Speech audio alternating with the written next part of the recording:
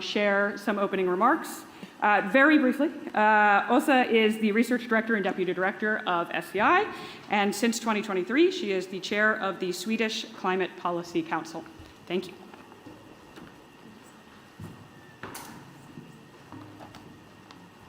Thank you very much, Katie, and thank you everyone for coming here tonight. Indeed, it's a tough time slot. But I think this title of this side event is really capturing, I think, the challenge now.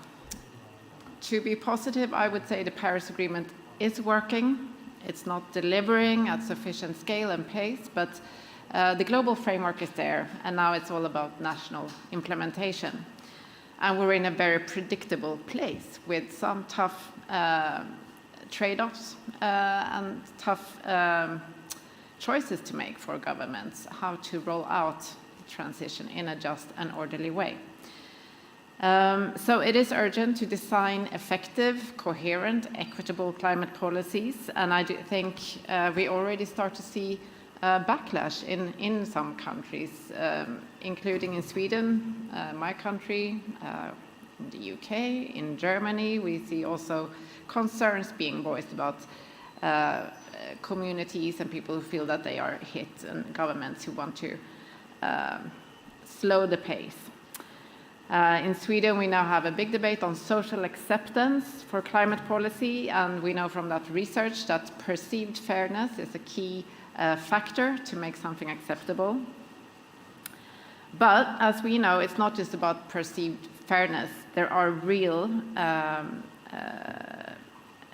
justice aspects of climate policy, real fairness questions. Distributive justice, but also procedural and recognitional justice. And that's why we have indeed concepts like just transition, why we focus on how climate policy is impacting rural communities versus urban communities, how we use the land we have for different purposes, whether it's new renewables or carbon sinks and many other asks for that land. So we see these conflicts. So we know that there is a link between SDG 13, climate action, and SDG 10, reduced inequalities. And this is a link we pick up on in our research.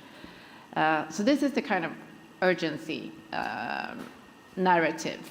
How can we achieve both SDG 13 and SDG 10 in a good way? But there are also many opportunities, and what we have found in our research on SDG interactions, on synergies and trade-offs, is that there are overwhelmingly synergies between the SDGs. That's a good message. But again, also some critical trade-offs that we now, as a scientific and policy community, need to focus more on. And this was the message that we gave in the Global Sustainable Development Report that was presented to the SDG Summit earlier this fall.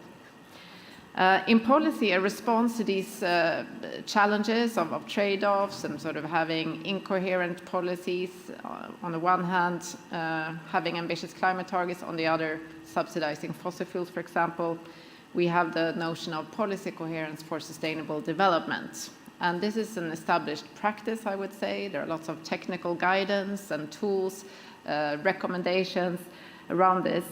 And it is important. It's also a target in the SDG framework, something that the Stockholm Environment Institute tries to contribute to with tools. But we also felt in this particular project we're going to discuss tonight that maybe this notion, policy coherence for sustainable development, conceal some of the more political trade-offs that cannot be resolved by civil servants or technical staff.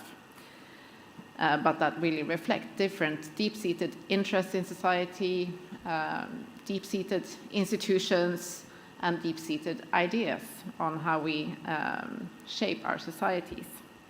So against this backdrop, we started this research project that we're going to discuss tonight. We call it Policy Coherence between the Paris Agenda and Agenda 2030. These are big global agendas, but I think it really boils down to, again, the title of this event: how do we design equitable, effective and coherent policies at national level? So we are very proud, SCI, to be part of this international consortium taking forward this research with 9 country case studies and partners in each of those countries. So with that, I look forward to hear more from our panel and starting to discuss some of these results. And we are about halfway through this project. Thank you very much.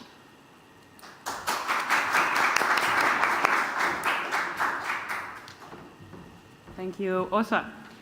Then without further ado, I will hand over to Zoha Shawoo, who will share some more information. Zoha is a scientist at the Stockholm Environment Institute office in the United States, and her research focuses on policy coherence, climate finance, and loss and damage. Thank you. I will present from here. Actually, I will present from the next chair over so that I can see the notes.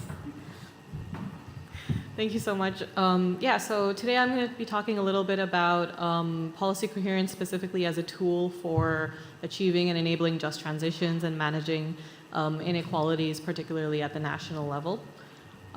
So this is part of a project that looks at policy coherence, as Åsa said, between climate change and sustainable development and inequality. And something that's unique about this is that we take more of an empirical approach to policy coherence, which historically has been discussed more at the theoretical level and more at the global level as, coherence between international institutions such as, the UNFCCC agenda versus the Sustainable Development Agenda. And so we've tried to generate more of a national perspective on this. And so we have 9 country case studies. 4 of them focus specifically on just transitions and just energy transitions.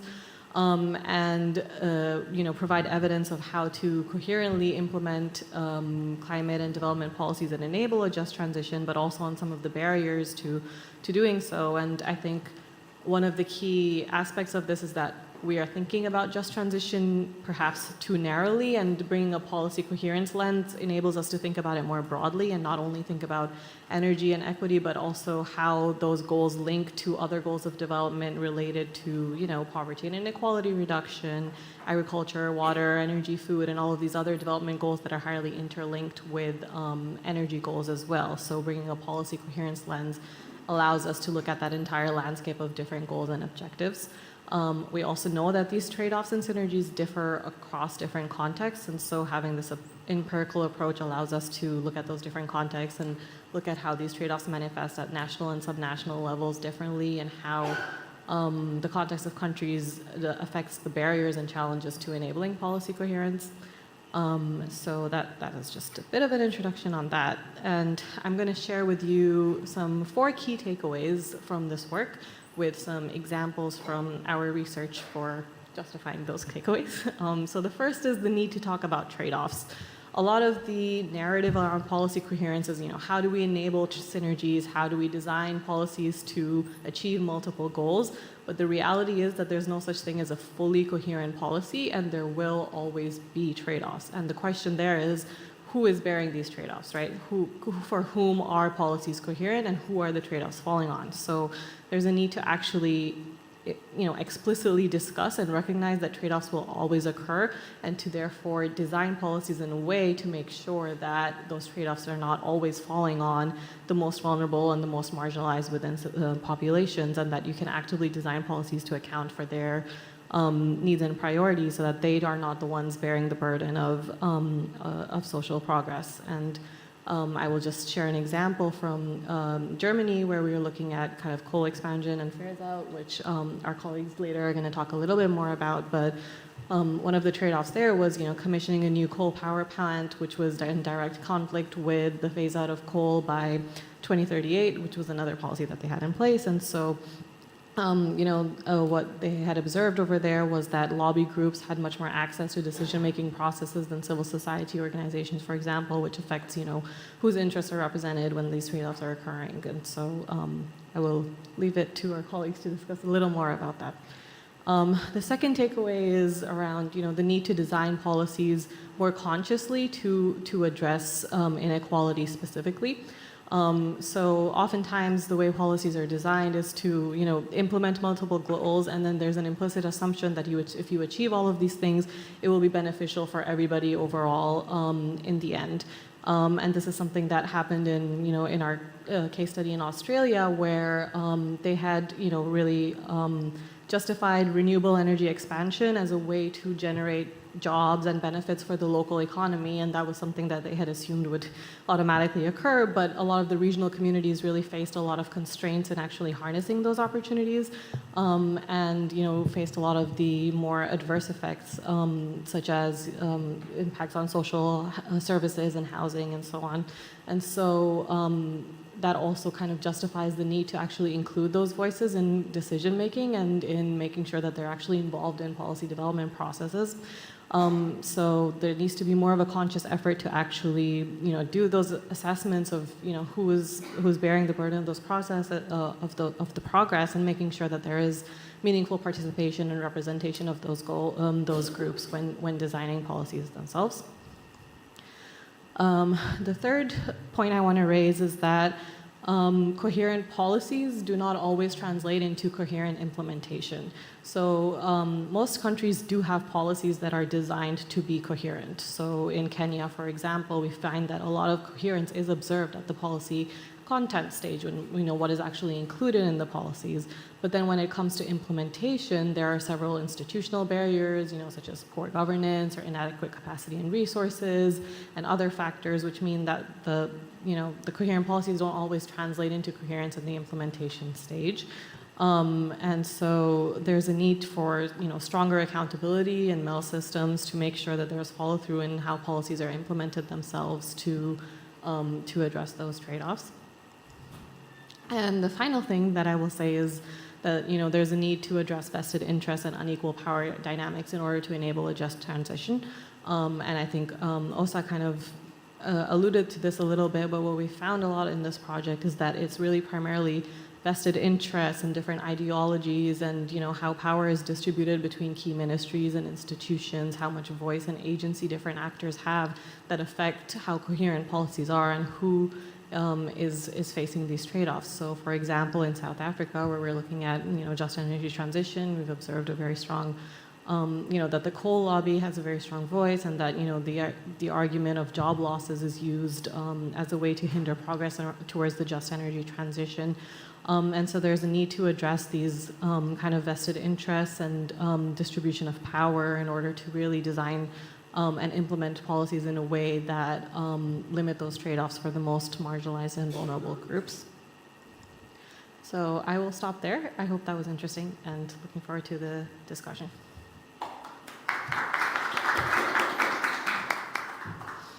Thank you, Zoha. So we're a little ahead of schedule, which is remarkable.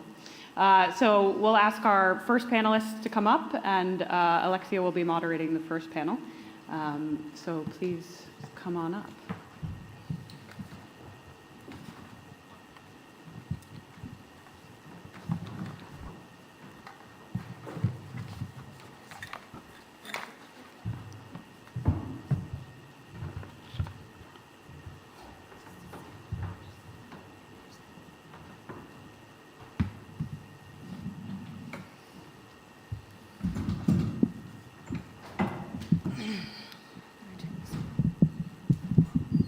Is this working?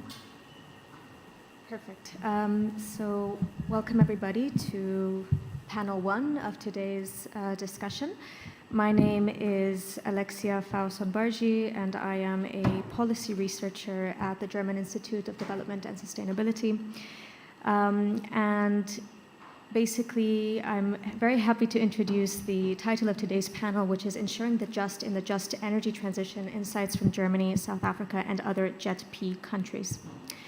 So following from Zoha's presentation, I will just make a small reflection on some of the major challenges in ensuring coherence in just energy transitions based on IDOS's research in Germany and in South Africa. In both countries, and notwithstanding differences in economic development, greenhouse gas emissions, but also coal use and dependency, we have found that politics, as driven by ideas, interests, institutions, but also political inequalities, matter a lot for policy incoherence in energy transitions. For example, in Germany, the coal phase-out is being influenced by unions and powerful energy companies that are directly having an effect on policy processes to the point of driving incoherence with climate mitigation targets. In South Africa, a lack of understanding of what a just transition means at the local level, often conflated with a just energy transition, is also influenced by the triple nexus around reducing inequality, reducing poverty, and increasing employment in the country. This has consequences for inequalities, particularly intergenerational ones, and can render such transitions unjust. So in today's panel, I am joined by two panelists. I will introduce each one and then ask them a question. We'll be strict with timekeeping as we want to leave some room for questions and answers. We have our third panelist here. Thank you, Ms. Strube. I'm introducing now Ms. Miriam Reiner from IRENA. Miriam Reiner is a program officer at the International Renewable Energy Agency. She works in the agency's Knowledge, Policy, and Finance Center on projects at the intersection of energy and sustainable development. So, Miriam, IRENA works with 170 countries globally on accelerating their energy transitions. What is your perspective on just energy transitions and the JETPs that have been adopted to date? Thank you. Hi, thank you. It's lovely to be here. I think the first point, that we see in intergovernmental discussions, both in IRENA space, but also in the UNFCCC space, in the G7, in the G20, is the increasing adoption of just transition. And it originally entered kind of like in the context of the just transition for workers, but we see that expansion, I think that ties in with what we've heard earlier about the importance of perceived fairness. And much of that also reflects the injustices that we see in the energy system. So when we look at the energy system, we see that globally we still have an energy system that doesn't provide for everyone. 675 million people still lack basic access to electricity. 2.3 billion lack access to clean cooking. Ownership and benefits of the energy system are highly concentrated in a number of a few people and companies. We have volatile energy prices that impose heavy burdens both in the global south and in the global north. We have women and marginalized groups that are excluded from decision making and low income communities that carry very heavy burdens. And so I think we take like this broader approach because we agree that the political buy-in is important. And so we don't think that the energy transition or just transition can really be separated from the broader social system and the economic system that underpins and interacts with it.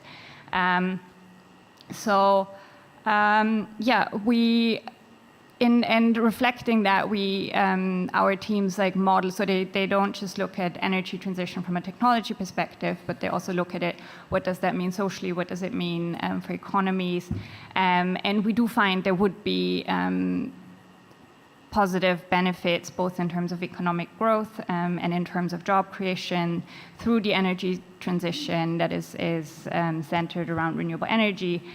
We could boost GDP by an additional 1.5% compared to planned policies. We could create an additional 40 million jobs. But even there, we see that all of those benefits are not necessarily equally distributed. I think the other point that is a very pertinent, what we've heard today, is kind of around the conscious design of policies.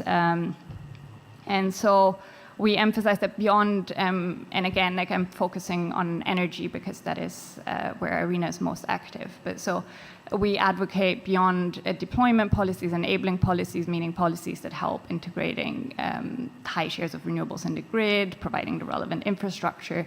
We also do need to look at social and economic policies, from industrial policies that can help enable local value creation, labor market intervention, social protection, frameworks for energy access to support livelihoods, and then, as I said, reforms to how the financial system and lending works. And I think this is where then the discussion also comes in around the value that JETPs bring to this space.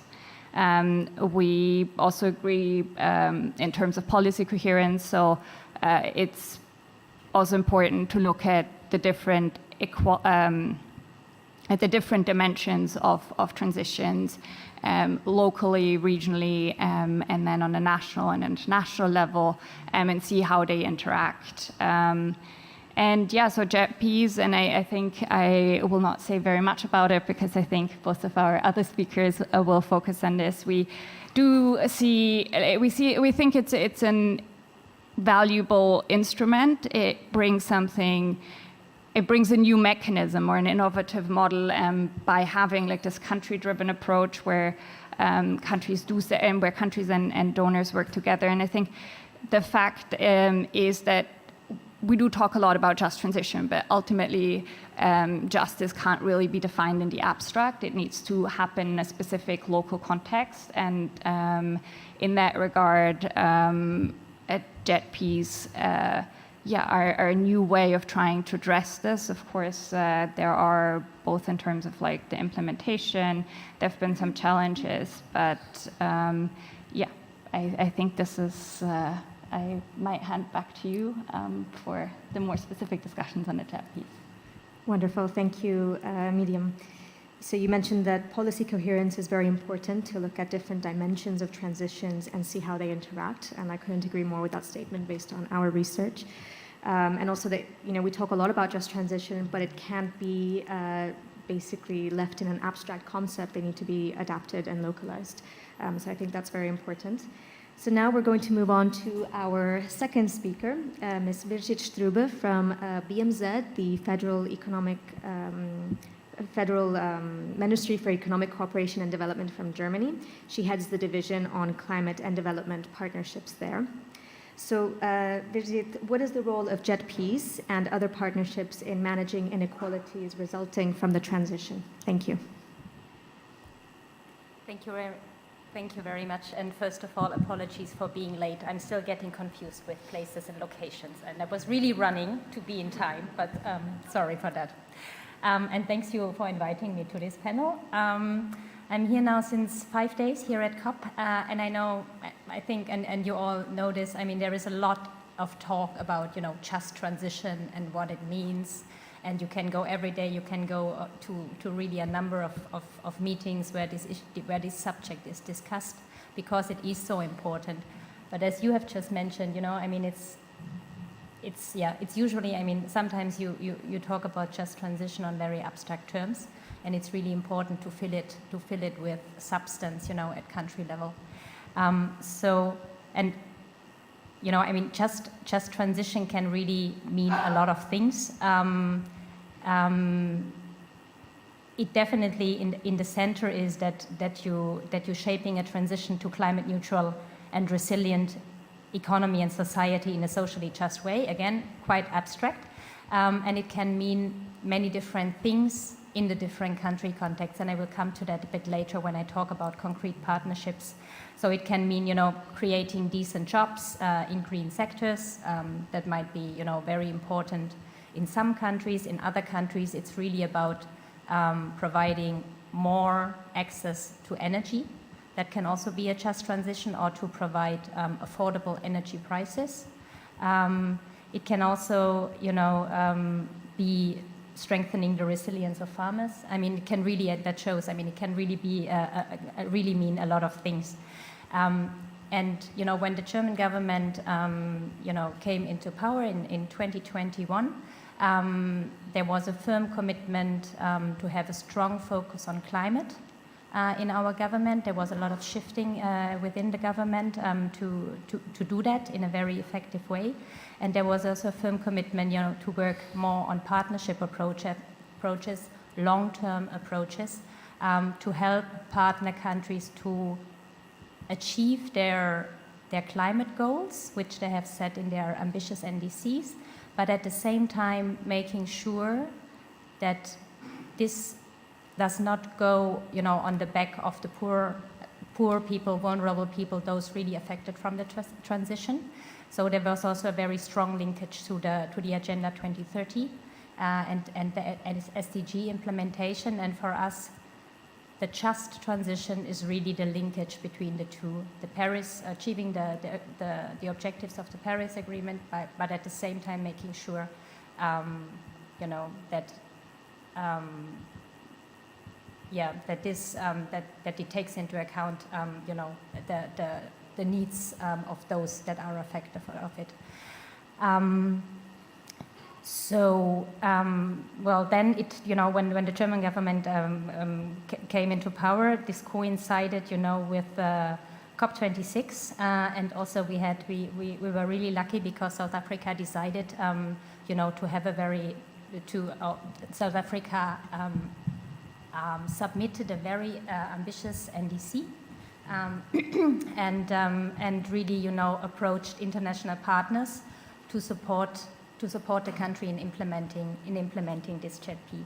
So in 2021, we have agreed together with other partners such as the US, the UK, France, and others, and South Africa, the first Just Energy Transition Partnership, and that was really about helping South Africa to achieve their very ambitious NDCs, phasing out of coal, but at the same time making sure that those really affected by the phasing out of coal and their needs are taken into account. And I mean, in South Africa, we are talking roughly about 200,000 people, mainly in the region of Mpumalanga. And yes, and so the ZP, it was always clear that the ZP needs to be backed by a substantial financial package, loans and grants to help South Africa implement these climate targets, and yeah, at the same time making sure, you know, that we find solutions for those that will leave their jobs while the country is quitting from coal. So the financial package is about 8.5 billion. You've probably heard of that. It increased already during the last 3 years, and now we are really working hard with South Africa to actually, you know, define how this just transition on the local level can actually be implemented. And South Africa here at COP has just launched the implementation plan, and when you look at the implementation plan, you can find it on the website of the South African government. You can see that there is a lot of just transition in that plan, and I think the very important thing is also that there were weaknesses in consultations and involving, you know, non-state actors. But for the implementation plan, I can say, and I'm sure the South African government would also agree, that there was a very strong consultation process with civil society actors, managed by the Presidential Climate Commission. So, for example, you know, the skills chapter in the implementation part is implementation plan is very strong. Yes, thank you. Also, it contains a lot of information about public transport. When you transition the vehicle sector and also the transport sector, then it's important to make sure that, you know, this also addresses the needs of those that commute. So I think South Africa is on a really good way. I'm happy to talk later when there is more time about other partnerships. We also have agreed bilateral partnerships with various countries. Yeah, but as I said, coming from the ministry that deals with cooperation and development work, the just part is really important for us. Thank you very much. Thank you so much. Thank you, Ms. Strube.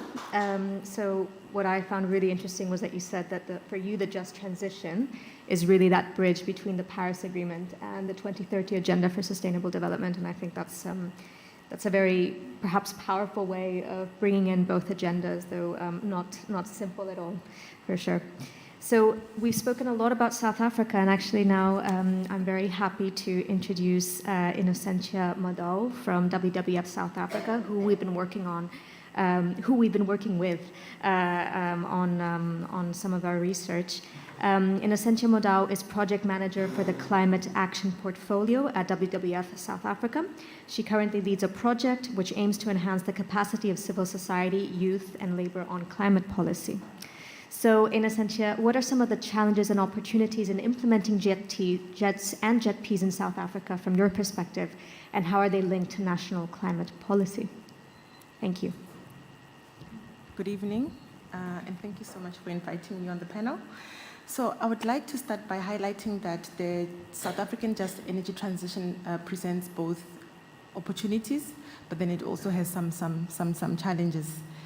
So South Africa is highly dependent on coal-powered power generation, on coal-based power generation, and this is also coupled by high rates of unemployment and then also poverty. So, in trying to implement a just transition, these challenges will pose a lot more challenges in terms of transitioning, of a smooth transition to a low-carbon economy. So I generally feel like South Africa has shown commitment, to transitioning to a low-carbon economy. And I mean, we've seen, my fellow panelist has mentioned the launching of the JET-IP, and then also there's key policies that were developed, such as the National Climate Change Response White Paper, the NDP, the Presidential Climate Commission's Just Transition Framework, and then also the Climate Change Bill. However, trying to integrate just energy transition into this key plans it remains a huge challenge. And the challenges comes, from various factors. My fellow panelist has already mentioned, issues such as budgets, and there's some issues such as the growing opposition of the achieving net zero by 2050. There's also challenges such as, finding a balance between environmental sustainability and then also economic development.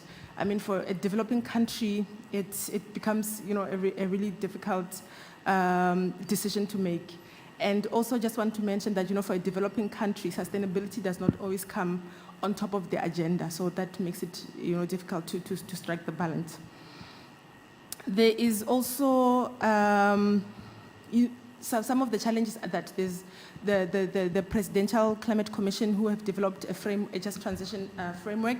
However, they don't have any authority to enforce implementation, or all they can do is just to make recommendations.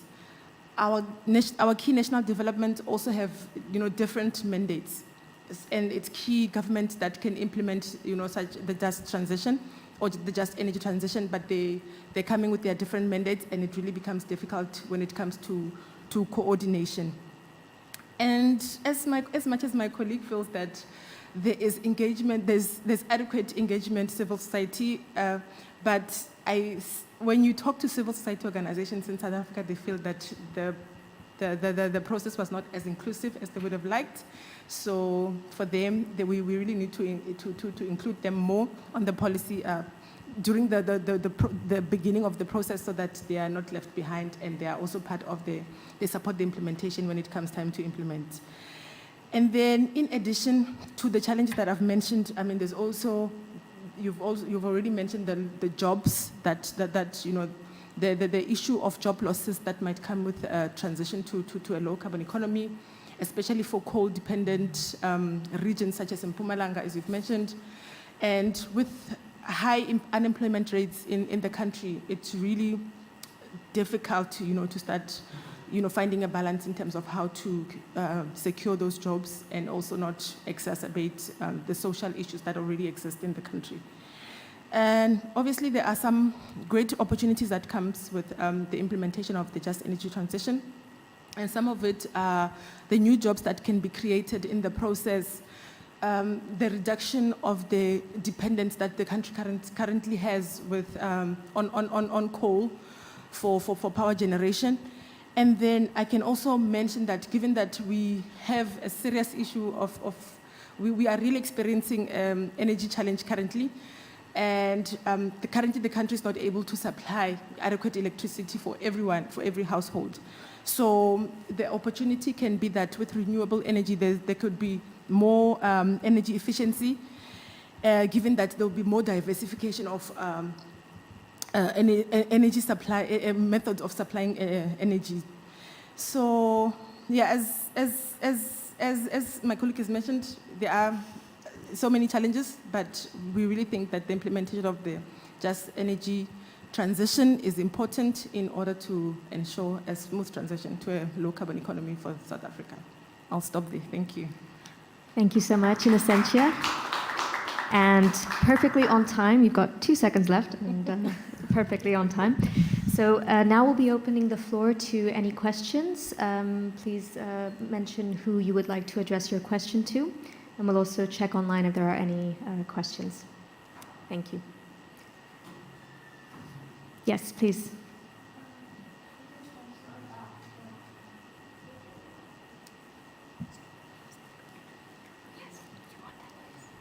Okay, I'm Jasmine and I'm from Taiwan Youth Climate Coalition.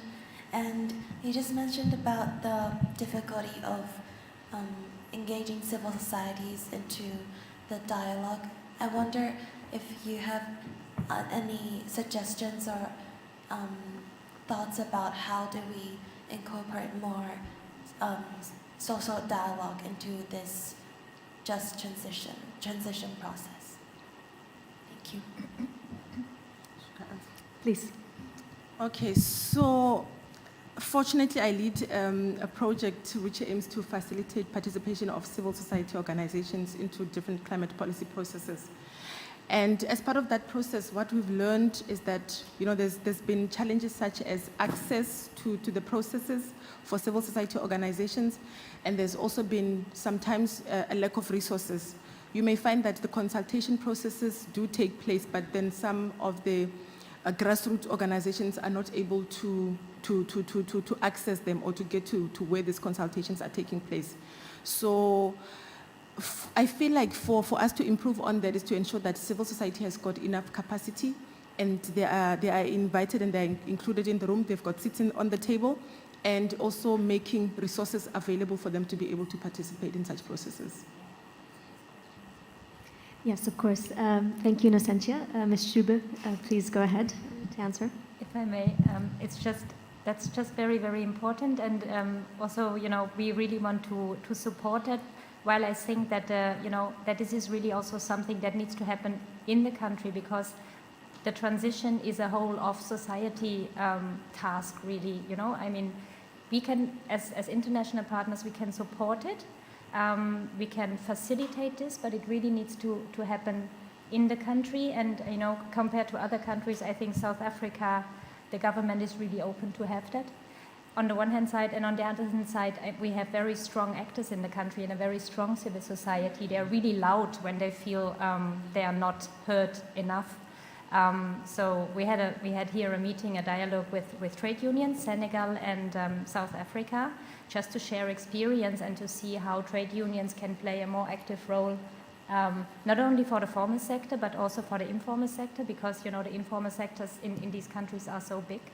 And tomorrow we will also have a dialogue with civil society on all JPs, actually, not tomorrow, on Friday, to see how we can better support them and what structures are needed, what they feel they need and how we can facilitate it. But still, I think, and I hope you agree, that South Africa, the government is actually they're trying really hard, to have an inclusive process. And compared to other countries, I think we really need to appreciate that and applaud them to their success so far. The whole society is particularly. Thank you. Thank you, Ms. Strube. Are there any other questions from the floor? If not, I can ask a question, which is, I would love if you could elaborate a little bit more on the other JETPs that you were referring to, which we didn't have a chance to get into earlier. Thank you. Yeah, I'm happy to do that. Well, I mean, we do have, at the moment, we have 4 JETPs, right?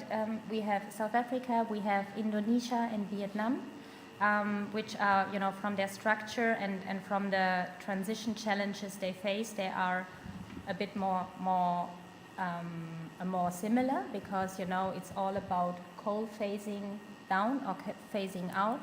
At the same time, expanding the renewables very much, building on grid stability, and looking, you know, what is the just component. And we've just heard in South Africa, it's really about coal workers. In Vietnam, we're still trying to find out with the government what they feel a just transition is. And so far, there was not a lot of inclusion of civil society. As you probably know, it's difficult in Vietnam. But we are trying to push the government, you know, to be a bit more open and to listen to what the population and so on feels.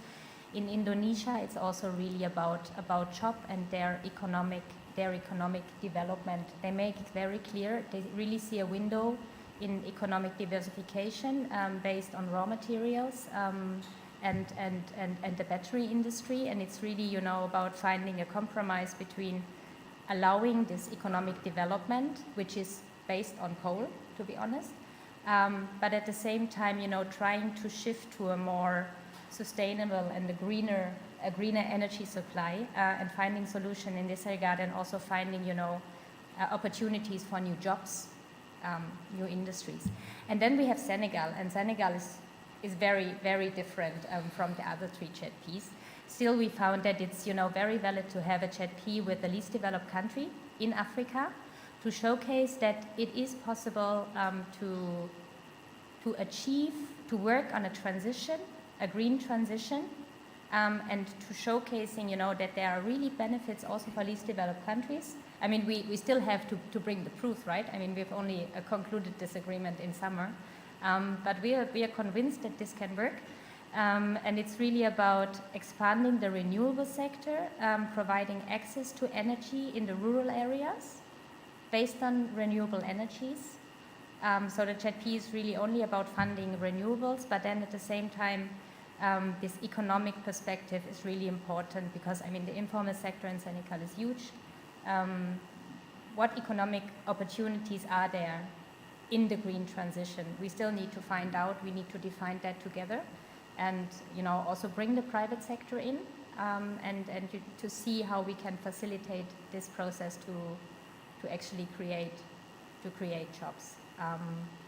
Yeah, so we are still at the beginning of that journey, but very committed, and the Senegalese side is also very committed, and we're really looking forward to that. Thank you. Thank you very much, Ms. Truba. Are there any questions from the floor? Okay, I've got two. The sir? Or madam? Okay, ladies first then. Thank you. My name is Sophia Cheng. I come from Taiwan. Two questions. First one is your experience on South Africa, and you mentioned about Indonesia and Vietnam.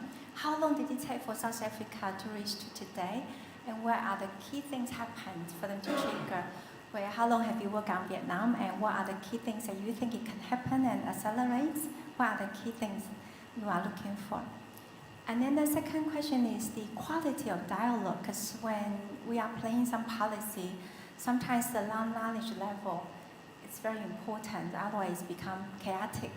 So I like to seek your idea about a different level of design of the mechanism, whether we have everyone on a discussion table or have early participation by understanding as auditing the discussion, for example. Are there a perfect way or a better way to make people feel included? At the meantime, they are sitting at the kind of suitable position that they can share their voice without a lot of chaotic distortion on the discussion. Because this, I find sometimes in many discussions it becomes chaotic. You get everyone there and they are talking apple to orange. It just not many countries that have quality discussion or spend whole 2 years discussing a long-term plan. Thank you. Thank you. So if I may, there are two questions here. The first is around experiences in countries like Vietnam, and the second question is more around how do you increase the social dialogue? How long it took for South Africa to reach today, so other countries can feel the time they need, be confident, be patient, and be proactive with hope.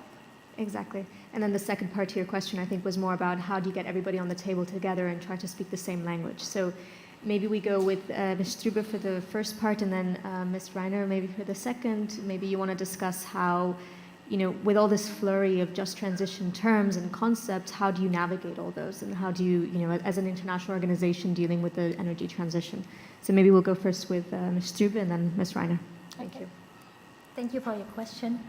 As I said, South Africa was agreed in 2021.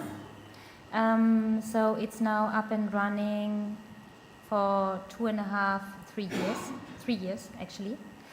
No, 2 years. Yes. 2021, yes. So, I mean, at the beginning, I think there was we spent a lot of time, defining the ZP targets, defining the concept, defining the structure, the governance structure. So it took us quite a while. Also to agree on a governance structure, how we can have a productive dialogue with the South African government, having all stakeholders on board, which is of course different governmental stakeholders, but also, the trade unions, civil society, and on our side, the international partners. And then we worked together on an investment plan just to translate the ZP targets, into investable projects and in a process, so to operationalize the targets. But we realized very soon that the investment plan is not enough, so the implementation plan followed. So we have a lot of plans now, and that is probably for some people a little bit disappointing, because you may ask, when do you actually go to action?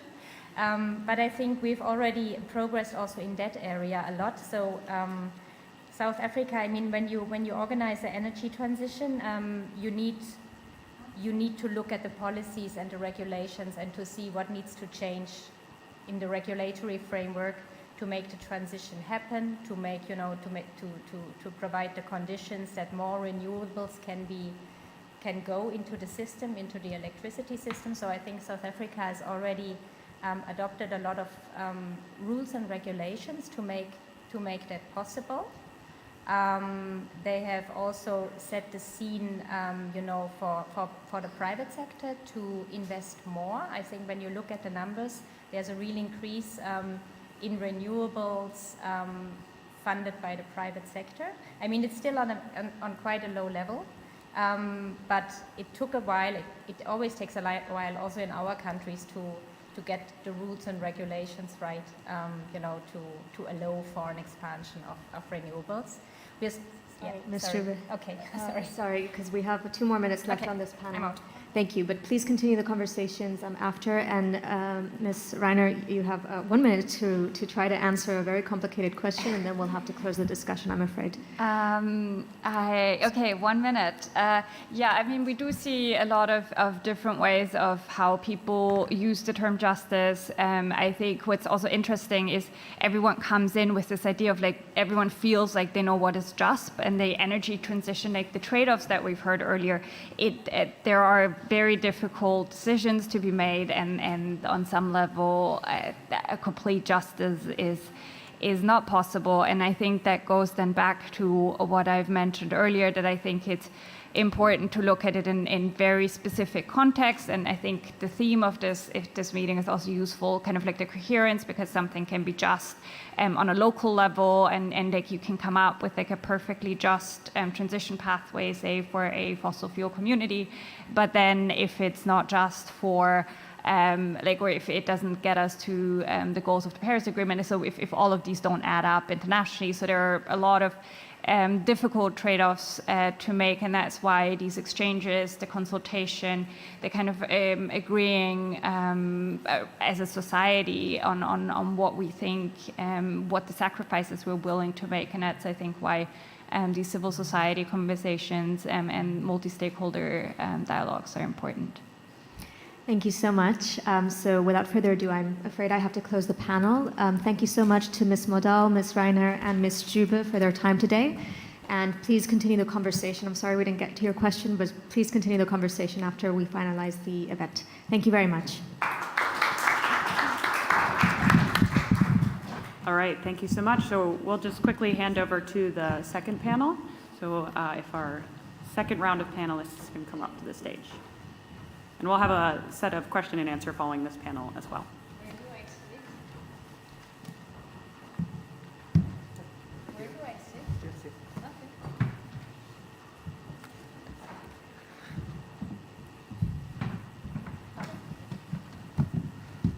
Okay, thank you very much for being here. My name is Camille Chow from ICDI and also from Taiwan. So it's my privilege to be the moderator for the second panel. And the second panel actually continue the conversation for the first one. First one talking about a lot of different research and also the implementations. And for this part, we will continue to talk about more ground floors and also practical implementations. So I think for the first panel, we're talking about the just transition. It's very important to have the dialogue between different stakeholders.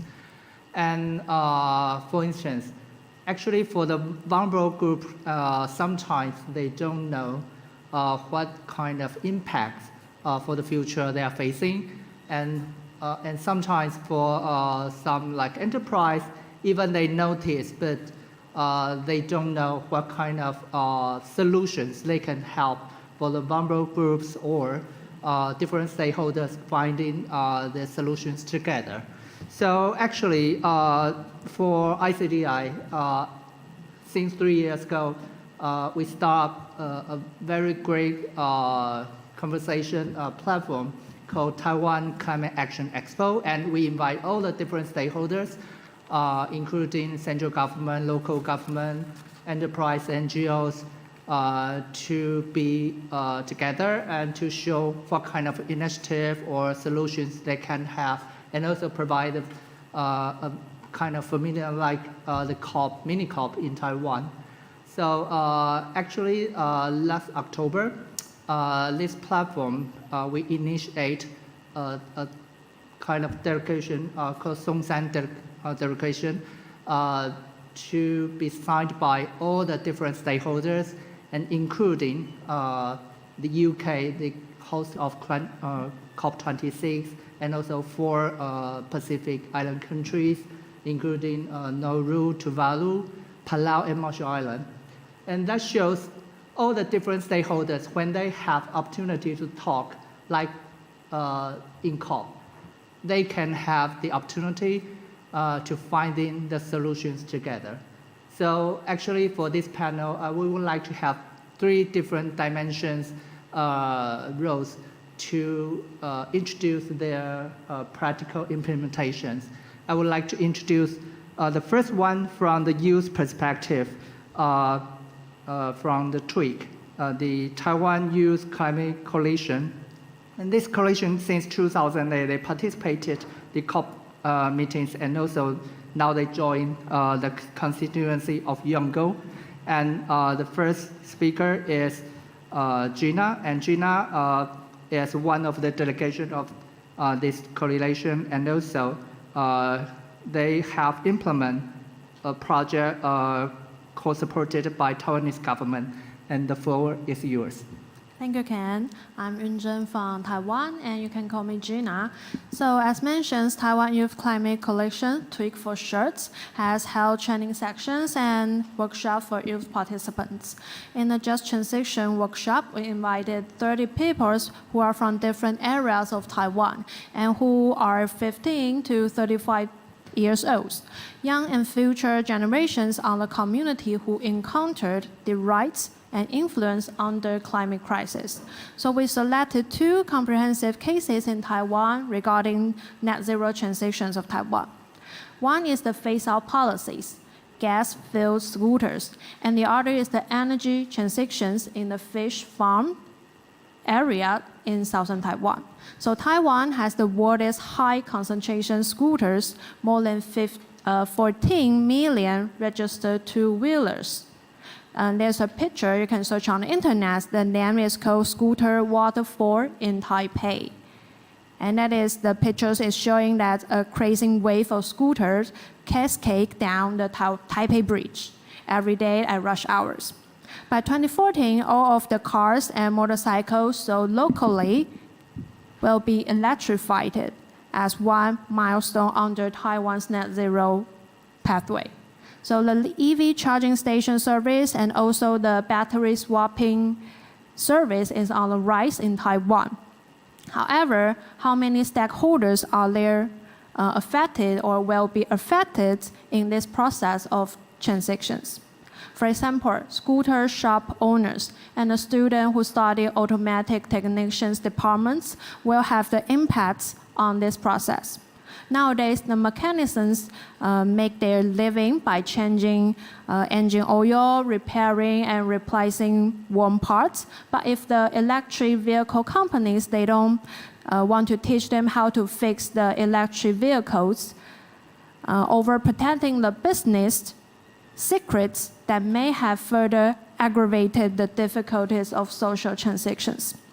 So every part of industries and school institutions must have embedded into the social transitions to help to meet the climate crisis, the climate targets, and ensure people thrive in a zero carbon economy. And the other case I just mentioned is the energy transactions, which is in the fish farm area in southern Taiwan, combining the fishery industry and the solar energy industry, which we called fishery and electricity symbiosis.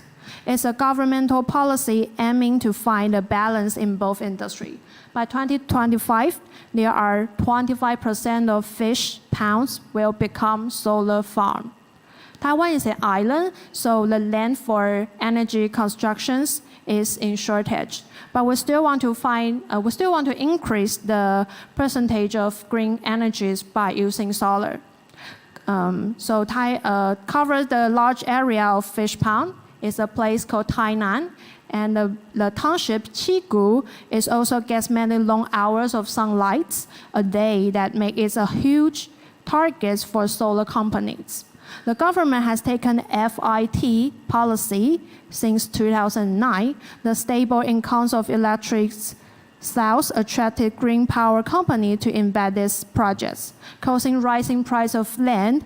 Therefore, landlords don't want to rent to the fish farmers anymore. Take an example for it. If you rent the land to the fish farmers, you can make it $950 USD to $1,600 USD for 1 hectare land. But if you rent it to green power companies, you can times that 10. With solar farmers taking over and more land, fish farmers say their ways of living is being destroyed. In that workshop, nearly all participants shows a proactive attitude in the discussion part called "Is the Just Transition Just?" We invoke the Just Transitions principle published by ILO, which we mentioned in this section before, such as social dialogues, rights at work, promotes the more decent job in trust, facilitating the groups to review the 2 cases with those principles. In the workshop, we received some replies on those participants. And the most impresses me is that someone says some conference and events that hosted by governments is just it's not a dialogue. It's not a two-way conversation. It's only a notification, which means their perspective are not taken seriously. So we conclude it must be crucial for youth that policymaking process shall invoke principles, tools, or guidelines that can examine the systematic problem or reinforcing policy action across government authorities. Thank you. Thank you very much. I think for the conclusion, it's very important that for the just transition dialogue, it's not just notice. They have to really meaningful conversation. So for the second part, I would like to introduce the Huiping Chen, Dr. Huiping Chen from Taiwan Green Energy Charity Association. And since the just transition, we know that for energy transition is one of the main focus. And Dr. Chen has implemented the energy transition from the growth floor since 2016. Yep. So I think in the past few years, there have been a very successful association in Taiwan, and that's her story. Yeah, the floor is yours. Hello, everyone. I'm Phoebe, the founder of Taiwan Green Energy for Charity Association. I'm very pleased to have this opportunity to share with you the experience of a just transition to net zero, the Green Well Initiative in Taiwan.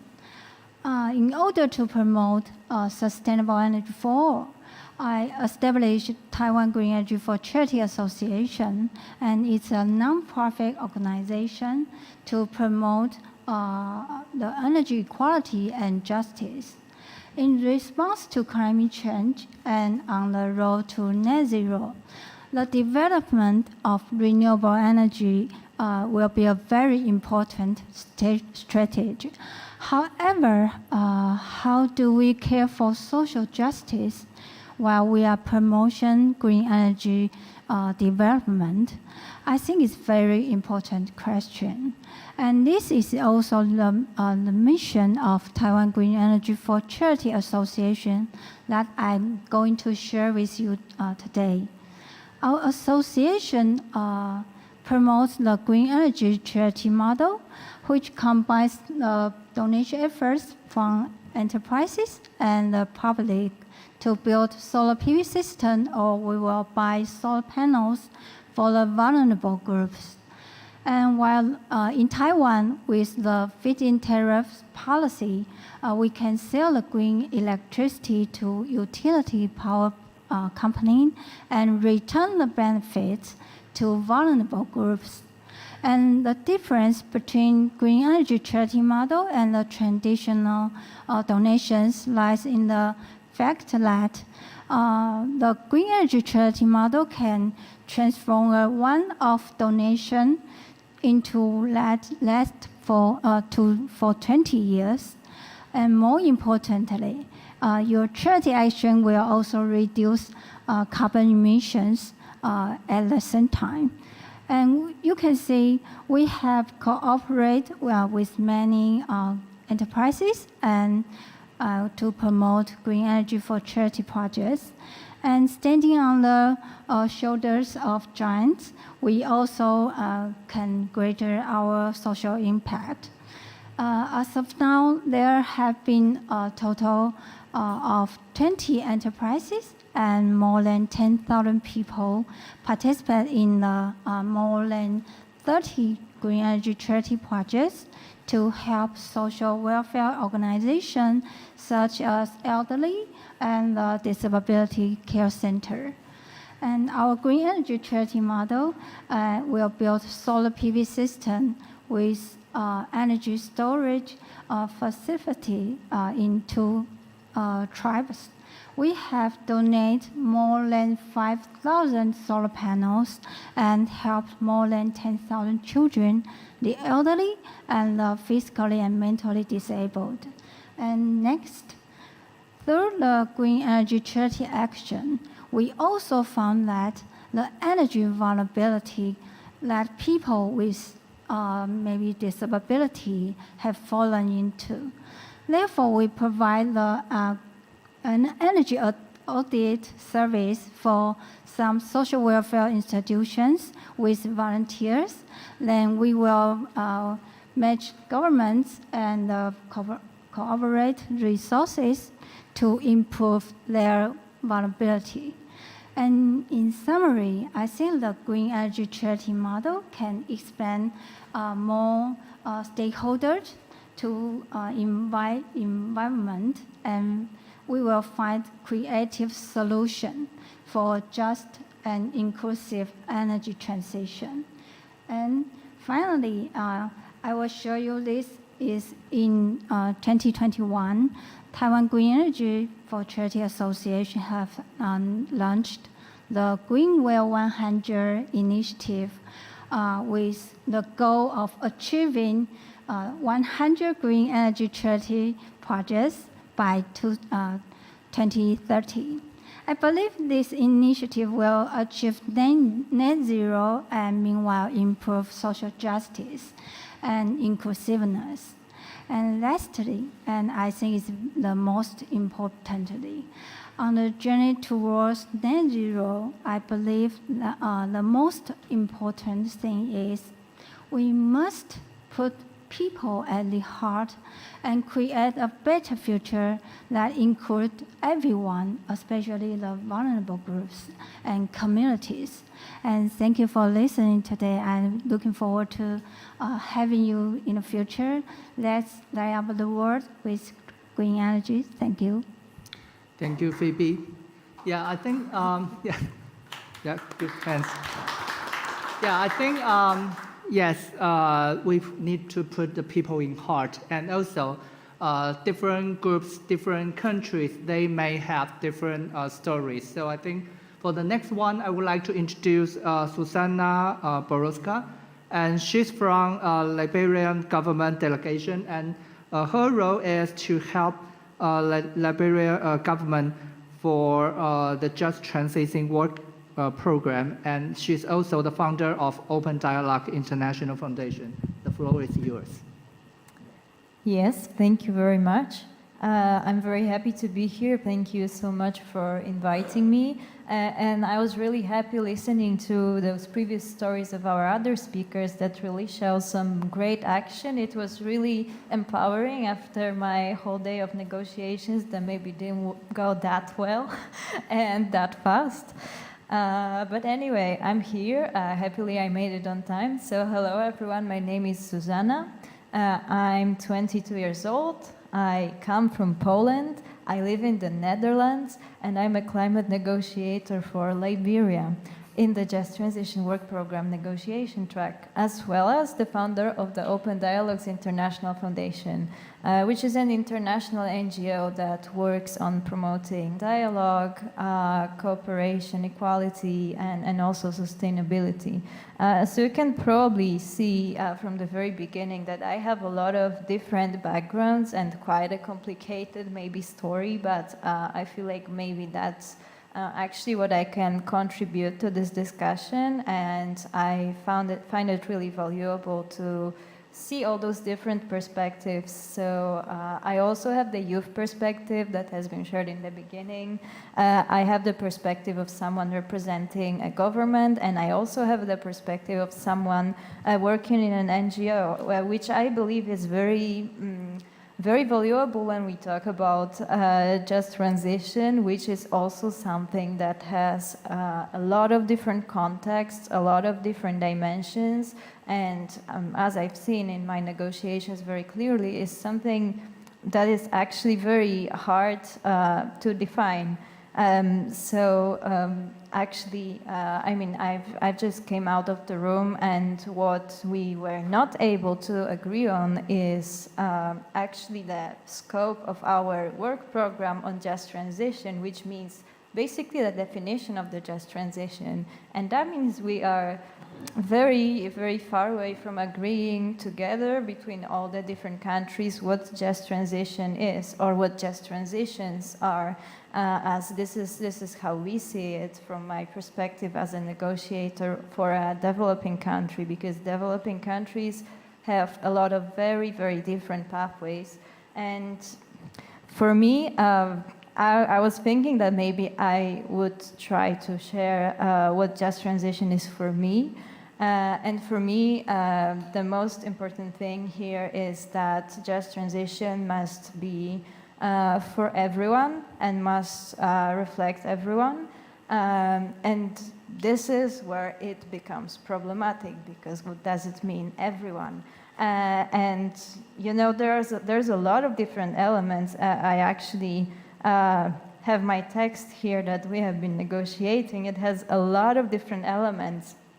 Energy transition is one of them, but there's also a lot of other dimensions that are so important, for example, for developing countries such as Liberia, for example, agriculture, food security, a lot of other sectors, the impacts on affected communities, the most vulnerable people. So this is basically what we mean by the different pathways to just transition. So we are not only talking about one pathway, one dimension, but it's different for everyone. And this is what we are discussing here. And this is also something that is really, really important to discuss in this international level, we believe, because some people don't realize that, and I actually don't come originally from a developing country, so for me it was hard to realize. But actually, this international discussion here enables a lot of options and actually unlocks the transitions for those developing countries, because they need the support from others, and they are very much in a disadvantaged position. Also in this discussion here, because, you know, for example,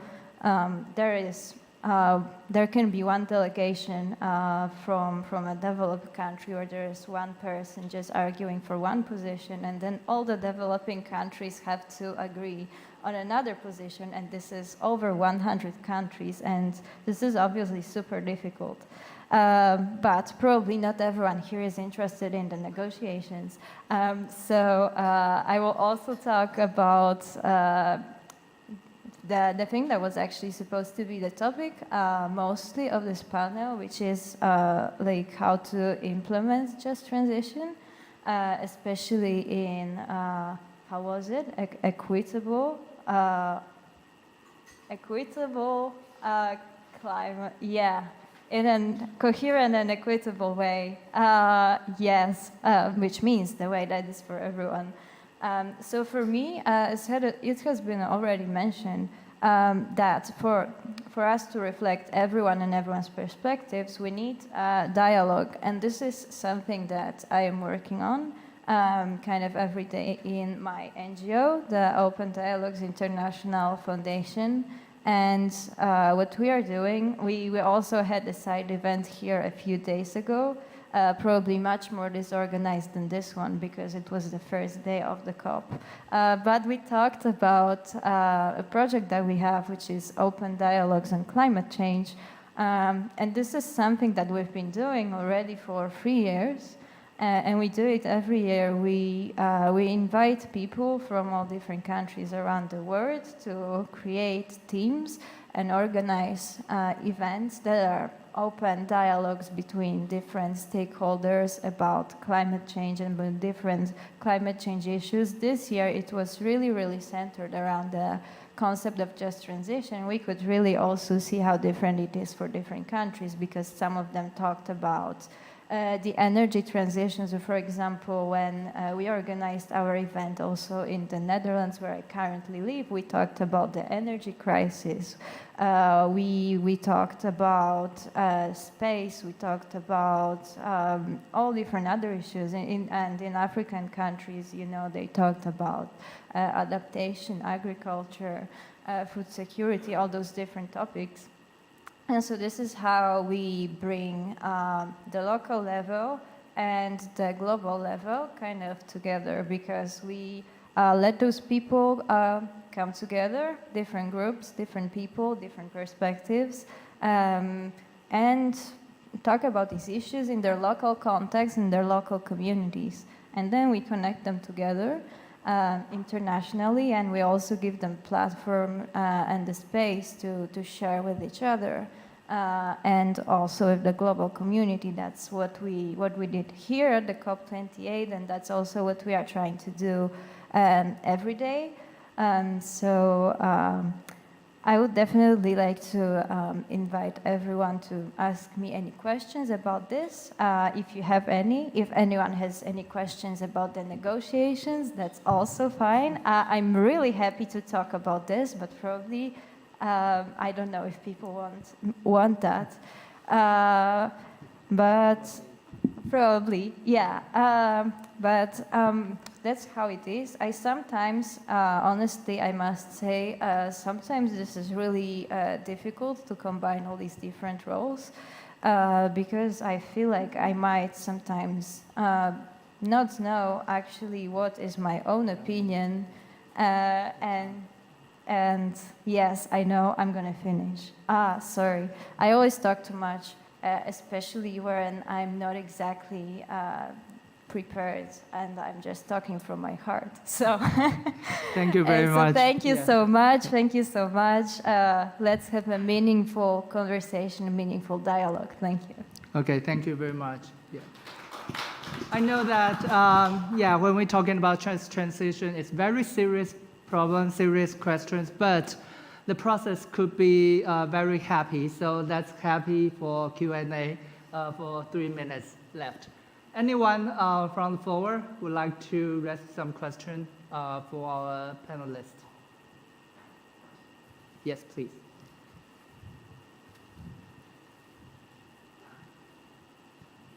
Hi, thank you very much. I was the panelist on the previous panel, but I'm fascinated by these different discourses around just transition. So, Susanna, I would love it if you could give us just a quick 30-second or 1 minute sort of your insights on what's happening in the negotiating room and how these just transition terms are being negotiated.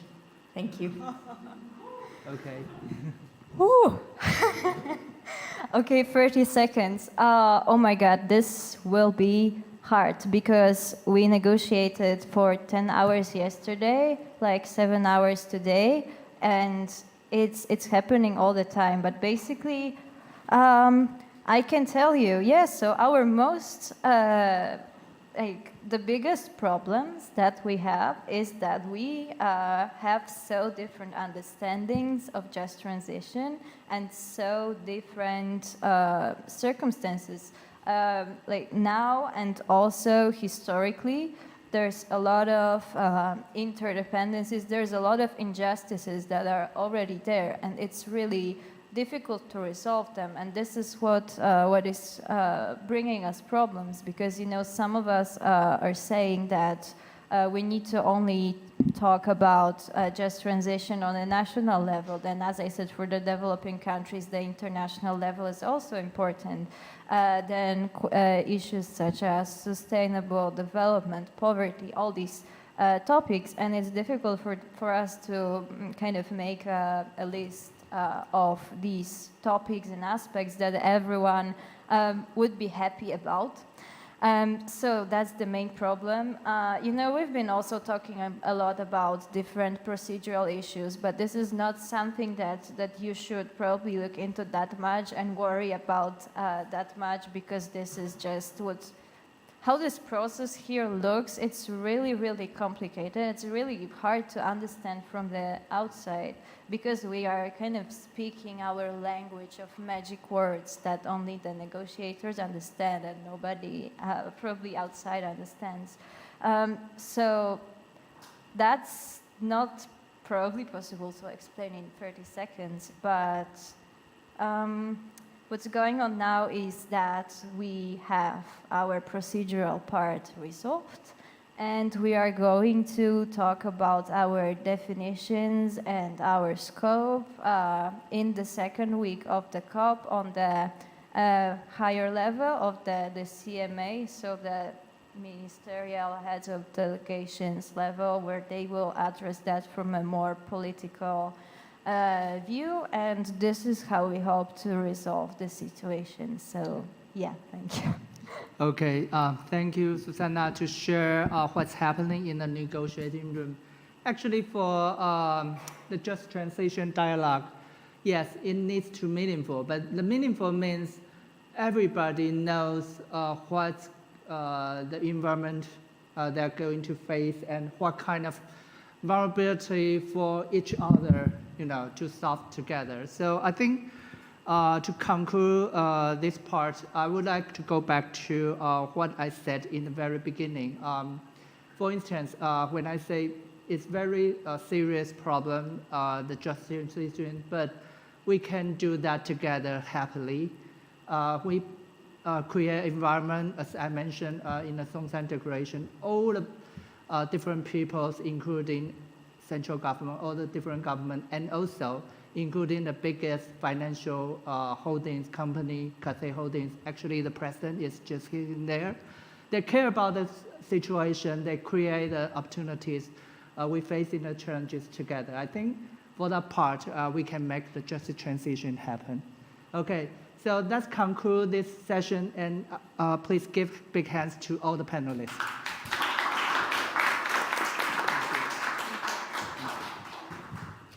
All right, thank you so much. You can stay if you want, just for the closing remarks, or you can go back to the audience. Do we have the visual ready? Perfect. Oh, beautiful. Okay, so while you take this in, I'm going to introduce our speaker for the closing remarks, who is Bahareh Seyedi, and she is the Senior Sustainable Development Officer in the UN Department of Economic and Social Affairs, UN-DESA. And over the past 15 years, she has advised governments, UN entities, private sector, and civil society organizations on sustainable energy and climate-related issues, and she'll speak some closing words for us. Thank you so much.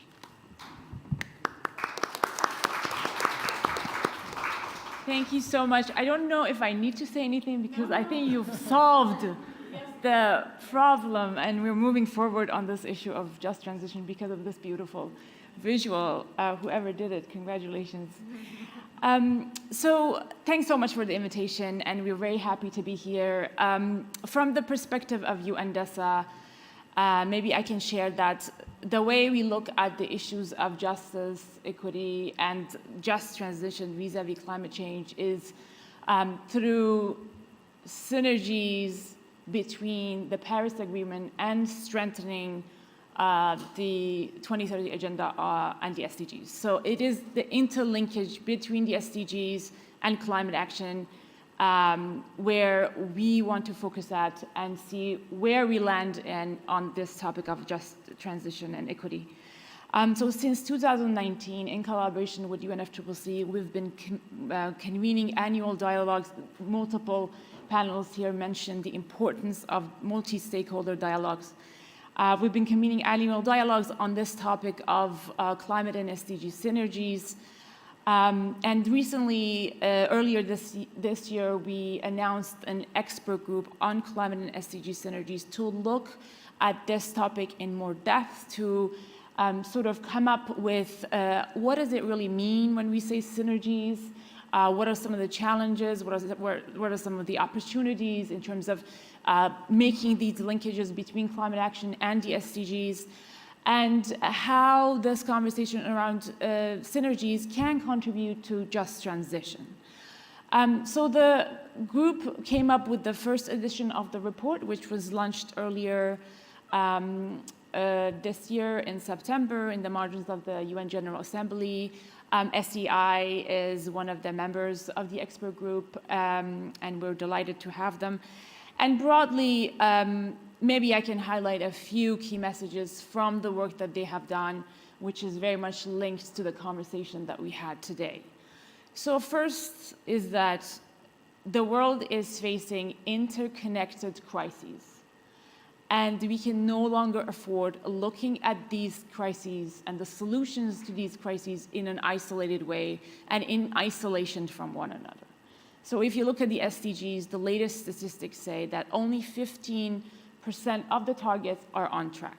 We are actually sliding back on some of the targets, including child care, healthcare, and education, issues related to inequality. For the first time in decades, these targets are being reversed. And then on climate, of course, there is no shortage of data and evidence. The latest report on the IPCC, the synthesis report on the NDCs, we are not on track. And the only way to course correct is to move away from siloed approaches to integrated solutions that address both climate and development needs together. So this is what the first message was. Now, just to mention a few numbers to sort of substantiate that, you may know the figures: $4.3 trillion of financial flows are needed by 2030 to achieve the 1.5. If the issues of just transition and equity are not taken into account, we risk 80 million jobs being lost. 84 million people will be at risk of hunger by 2050. So we can no longer talk about climate change as an issue of GHG emissions. It is about development. It is about justice. It is about equity. And the second message is the flip side of that is actually the opportunity that we have. So pursuing the 2030 Agenda and the SDGs and climate action in concert will lead to more effective results and more cost-effective solutions. And this is where we want to invest in. So again, the numbers are clear. $43 trillion gain in economic output by 2070 if SDGs and climate action are aligned. 70% of the SDG targets can actually be achieved via adaptation measures that take into account development co-benefits. That's a lot, 70%. 24 million new jobs by 2030 on renewable energy. Miriam can talk a lot about that. So the numbers are clear. The evidence is clear. We need to move away from siloed approaches to integrated approaches that look at climate and development together, and that's where this transition lies from our perspective. The third point is that while there is a widening recognition at all levels on the importance of these two agendas coming together, here my colleague mentions how the negotiation, there is a dedicated negotiation track on just transition.